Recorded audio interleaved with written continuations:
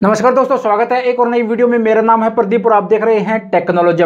दोस्तों, अगर आपने अपना पूरा पीएफ का पैसा निकालने के लिए फॉर्म 19 या फिर 10C अप्लाई किया है, या फिर एडवांस में पीएफ का पैसा निकालने के लिए फॉर्म 31 आपने अप्लाई किया है, और जब पीएफ का पैसा निकालने के लिए क्लेम रिक्वेस्ट सबमिट करते हैं तो यहाँ पर हमें जो है अपने बैंक का जो बैंक अकाउंट नंबर हमारे यूएन अकाउंट के साथ लिंक है उसकी या तो पासबुक या फिर उसके जो है चेकबुक जो है हमें स्कैन करके अपलोड करनी पड़ती है। तो आपने पीएफ का पैसा निकालने के लिए फॉर्म 19 10C अप्लाई किया था, या फिर जो है एडवांस में पीएफ का पैसा निकालने के लिए 31 अप्लाई किया था, और अपनी बैंक की जो है पासबुक अपलोड करी थी और ईपीएफओ ने रिजेक्ट कर दिया आपका क्लेम इस तरह का रिमार्क देके कि photocopy of bank passbook not attested by the authorised signatory, तो आपका जो क्लेम है ईपीएफओ के द्वारा रिजेक्ट कर दिया गया। अब आप सोच रहे हो कि भाई यार, मैंने 3 महीने पहले तो जो है सेम बैंक की पासबुक अपलोड करी थी और एडवांस में पीएफ का पैसा निकालने के लिए अप्लाई किया था, वो तो मेरा जो है अप्रूव हो गया, बट अब जो है ईपीएफओ के द्वारा रिजेक्ट कर दिया गया।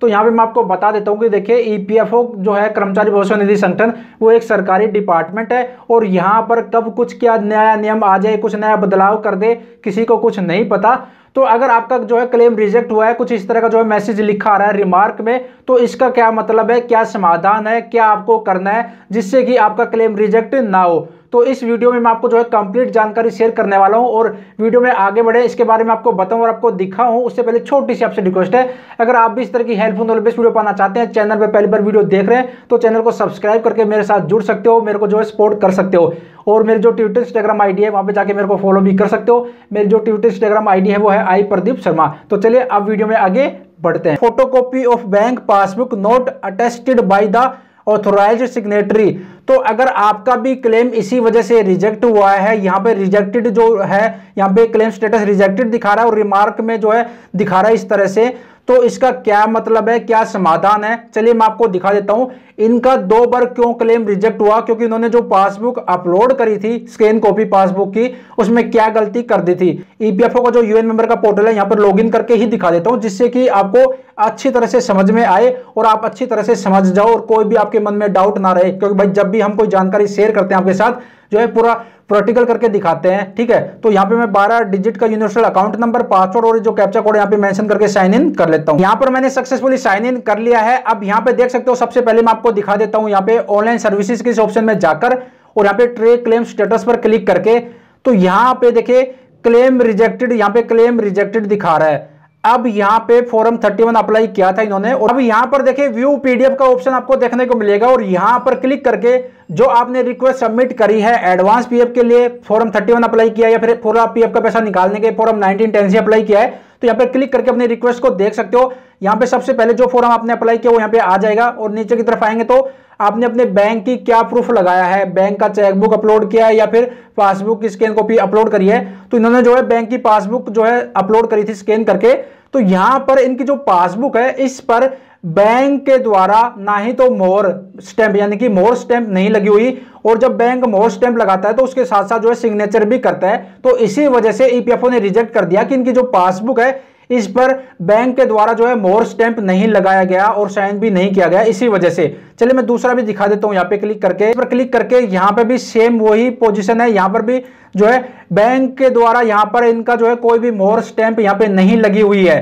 फिर मैंने इनको जब बताया तो इन्होंने जो है अब बैंक में जाकर अपनी पासबुक पर जो है मोहर स्टैंप लगवाया, और बैंक वालों ने जब मोहर स्टैंप मारते हैं तो उस पर साइन भी कर देते हैं। उसके बाद यहाँ पे देखिए, मैं व्यू पीडीएफ में आपको दिखाता हूं, तो यहाँ पर उसके बाद यहाँ पर इस तरह से चलिए मैं जूम करके आपको दिखा देता हूं। यहाँ पे तो यहाँ पर देख सकते हो मैंने जूम करके दिखा दिया, पूरी डिटेल तो नहीं दिखा सकता क्योंकि भाई जो है पर्सनल जो इंफॉर्मेशन रहती है उसको शो नहीं कर सकते। तो यहाँ पर देख सकते हो बैंक ने जो है यहाँ पर मोहर भी लगा दी, और बैंक के जो भी मैनेजर रहते हैं उसने यहाँ पे सिग्नेचर भी कर दिया। तो इस वजह से जो है इनका क्लेम रिजेक्ट हो रहा था कि उनकी जो पासबुक है उस पर इनका बैंक के द्वारा जो है मोहर स्टैंप और साइन नहीं करे गए थे। अब यहाँ पर मैं आपको जो है एक और पासबुक दिखा देता हूँ जिससे कि आपके मन में कोई भी डाउट नहीं रहेगा और अच्छी तरह से क्लियर हो जाएगा। तो यहाँ पे मैं नीचे आ जाता हूँ, इनका जो है पासबुक है एचडीएफसी बैंक लिमिटेड की, ठीक है। तो यहां पर नीचे की तरफ देखेंगे तो बैंक की तरफ से इस तरह से जो है मोहर लगाई जाएगी पासबुक पर, और इस तरह से जो है साइन भी किए जाएंगे। उसके बाद आप उसको जो है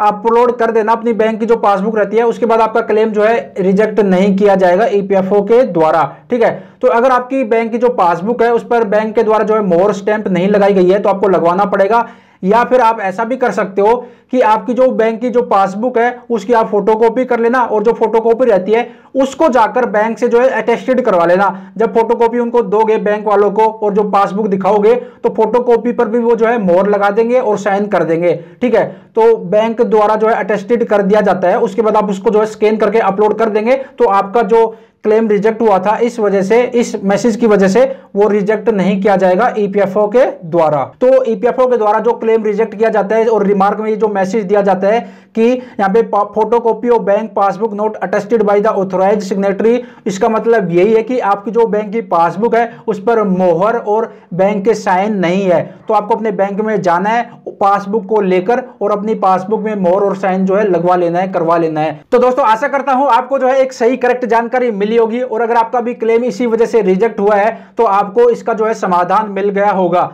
ये जानकारी, ये इंफॉर्मेशन मैंने आपके साथ शेयर करी, कैसे लगी कमेंट बॉक्स में कमेंट करके अपनी राय, अपना फीडबैक जरूर शेयर करना। और इस तरह की हेल्पफुल और बेस्ट वीडियो पाना चाहते हैं, मेरे को सपोर्ट करना चाहते हैं, चैनल पर नए चैनल को सब्सक्राइब करके जो है मेरे को सपोर्ट कर सकते हो। और हो सके तो मेरे जो ट्विटर इंस्टाग्राम आईडी है, फेसबुक आईडी है आई प्रदीप शर्मा, वहां पे जाके मेरे को फॉलो भी कर लेना। तो चलिए मैं प्रदीप शर्मा फिर मिलता हूं नई वीडियो के साथ, तब तक अपना ख्याल रखिएगा, बाय बाय, टेक केयर।